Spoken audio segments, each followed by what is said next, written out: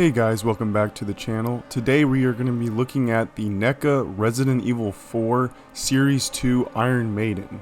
And this is a bit of an older figure from NECA. As you guys know, I'm a big fan of collecting smaller figures that are out of, production and everything. And this was a guy that I wanted for a while, and I think he looks absolutely terrific. The figure is actually 7 inches, and it was released back in May 2006. So it was a few years after Resident Evil 4 had come out, and being a fan of the game, I should have known that they were going to make toys, but I was kind of unaware of it at the time when the game released and all the hype surrounding it. So I was able to pick this guy up on the aftermarket for a decent price, and he's not too bad, and I absolutely love how he came to. First note, obviously, is he's not in the package. This is because the original seller didn't have the package still, so that definitely affected the price some and helped me on that end. But overall, I think he looks good and is still in pretty good condition. So let's take a look at him. The first thing you'll notice, possibly, is that he has a stand, and that's not that he can't stand up on his own. It's just it makes it easier for him to stay. So you can take this out of the picture. And yeah, if you take a look down here, he can stand on his own fine. How he's posed right now is actually kind of the preferred posing, sort of the default pose, if you will. And he's more of kind of a showpiece in that aspect, but I don't think it hurts the figure at all. The fact that he kind of has pre-posed legs might take away some, but especially with how the Regenerator Iron Maidens, move in the game, it's not kind of out of character for him or anything, so I do like that. In terms of detail, I have to say this is probably one of the most detailed figures that NECA has ever put out, that at least I've bought.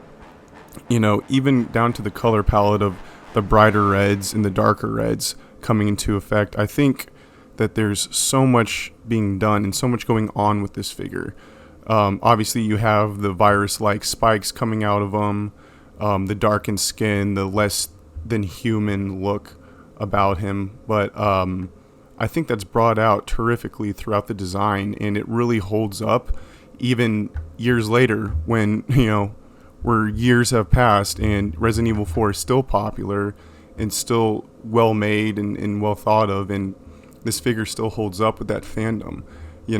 I mean, when you take one look at the head, it kind of doesn't matter who you are. He just looks so daunting and everything. Like I said, he's 7 inches tall, so he does have some height on him and can scale to other figures of that size, but I would say he does come off a little bit smaller than his in-game size. I was thinking at least another half an inch to maybe inch total on him, just so he was a bit more of a bulking figure, but it's a very minor inconvenience compared to getting a figure of this monster from the game. In terms of posability, his head does go from side to side. Not much though, it's very light on that. His arms have up and down hinges, and they're very limited in range as well, so nothing much there. And then his hands have a rotating hinge, so or rotating joint, I should say. So that is, it's not bad at all.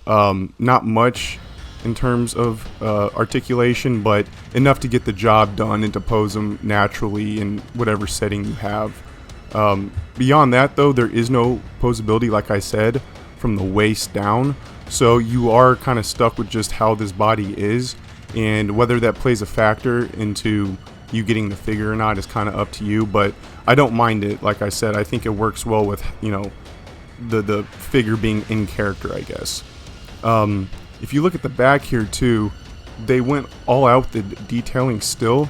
I think I mentioned earlier, he has the wounds and sort of pieces of flesh that have been stripped away, and all that's left are just sort of the insides of him, the muscle and tissue and everything. And they don't stop just on the front piece.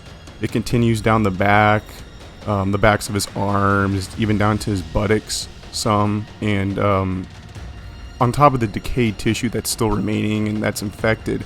Having that look, I think, really transposes well with how the character's supposed to be. It doesn't give the figure a sort of plain manufactured look. It shows that there's detailing in even the smallest parts, you know, right there on the back leg, up there, even right here on the side. And it shows that, you know, they went all around and basically wanted to give this a sort of damaged look. And, you know, even on the backs of his arms, he has shredded meat and skin torn away and everything. And I think that's great. It just looks so cool. You know, another point of interest too that I didn't realize when I got him was that the mouth, with as wide as it opens up, you can actually see right in there that he still has his tongue, so you can still see the little bit of human that's left underneath all of this grotesqueness. And I think that's really cool to add in that detail and to give that attention to detail there. You could have easily just, you know, as a toy maker, just said screw it, they're not going to look that far into the figure. And I don't think NECA had that plan in mind, and I'm glad they stuck with the plan they did have, because it does give a much better presentation to the character. Their color palette, like I said, there's a lot of darkness and with the infected skin, as well as the dark reds for the sort of chewed away meat. But you do have sort of this light coating right up here, especially in the chest region, then down below in the belly region. It's kind of this washed out sandy color, and I like that because it shows there's still a little bit of life in those cells, and it looks almost kind of like used human skin, but it's so few and far between that it doesn't really affect the character as much, and it's not as bright as they were going to make it. So I am glad about that. I think that, you know, in terms of transposing colors from one thing to another, it just sort of takes away if you make the color palette brighter against darker colors and vice versa, but they did a really good job making sure the two mix, so I was happy to see that there. But yeah guys, you know, this is going to be a short one. I was able to pick this guy up, and he's so good looking, I couldn't pass up at least talking about him for a few minutes. So I would say if you have the money, or you're planning on saving up for something big, definitely take a look into getting this guy.